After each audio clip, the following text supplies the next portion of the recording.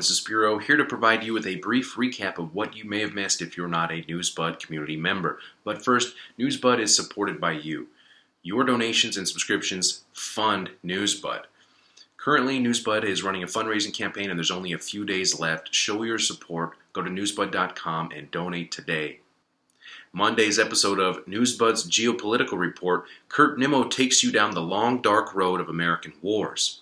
Nimmo documents how the military-industrial complex was born and how government policy, corporate agendas, and propaganda created a deadly war machine that has claimed tens of millions of lives. This is such a great episode to wake people up to the private, corporate, and government special interests that manufacture crisis, such as the War on Terror, not only to reap the extraordinary profits from perpetual wars, but to also lay the groundwork for the police state.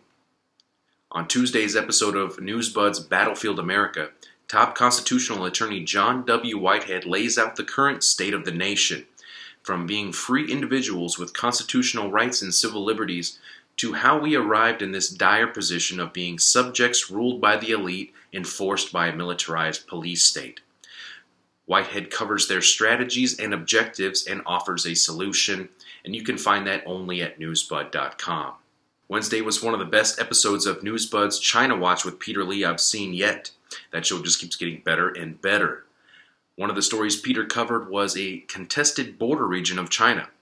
No, not the South China Sea, although Peter reported on that as well. China has another contested border region, inland. Find out the huge implications and get the real scoop about the greatly misunderstood and poorly reported story by the mainstream media of the incident that took place between China and India's military at their little-known disputed border region. Also, does the mighty China have an Achilles heel that the West would love to exploit? If so, what is it? Find out all this and more only at newsbud.com. On Thursday, Newsbud released my latest video titled, After Mosul, Find Out Which EU Country is Welcoming Home ISIS.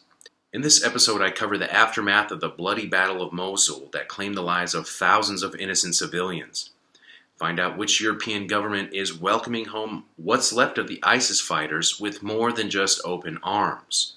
Plus, a potential game-changing development in Syria that you may have missed as tensions have been heating up on the Turkey-Syria border. There's also a special segment in there for you called Spiro's Catch of the Day. Now, one of our Newsbud activist community members named Frederick Widmark provided a link in Swedish and says that the story was misinterpreted by the media and that the Benefits for ISIS program doesn't exist. Although sites including The Independent, Eurasia Review, RT, and many more have all reported on this, we looked and we haven't seen any retractions at this point in time. If you come across a retraction, let us know. We'd like to thank Frederick for bringing this to our attention because we want to be as transparent and accurate as possible. The first episode just aired and can be seen on Newsbud's YouTube channel. But to see all future episodes, you need to be a member of the Newsbud community. So make sure you sign up today so you can get access to all of our weekly videos, articles, Sibel's Picks, which in my opinion is the best aggregated selection of news out there. Now here at Newsbud, we like to keep close tabs on the U.S. war machine's spending habits. Every month, Newsbud releases a one-of-a-kind report by Christian Sorensen breaking down the military-industrial complex / Department of Defense spending for the previous month. Last Friday, the Newsbud exclusive report titled A Distillation of DoD Spending Spree for June 2017 was released. Now if you haven't seen these reports yet, you really need to check them out and see for yourself where exactly your hard-earned tax dollars are going. Let's take a quick look. The U.S. Department of Defense spent at least $20,359 million on 287 individual contracts during June 2017 alone. This amount does not include 28 foreign military transactions worth over $6 billion. Now that is almost $1 billion a day over the last month of your tax money being spent on the never-ending wars. Now you can bet you will see all of the big-name weapon manufacturers at the top of the list like Boeing, Raytheon, and Lockheed Martin. You will also see what types of weapons and what countries are listed. And I bet there are more than you could ever guess. But you'll have to read the report to find out. For the best source of aggregated news online, Newsbud offers Sibel's picks. Let's take a sneak peek at some of Sibel's picks right now. We have everything from top Trump administration officials wanting to officially bring mercenaries into the never-ending mess we created known as Afghanistan. We have a story detailing new drone technology breakthroughs by DARPA that will soon have the unmanned aerial vehicles living up to their name, as they will be able to operate and fly without GPS or human assistance. We also have some good news, as Connecticut just banned civil asset forfeiture without a criminal conviction.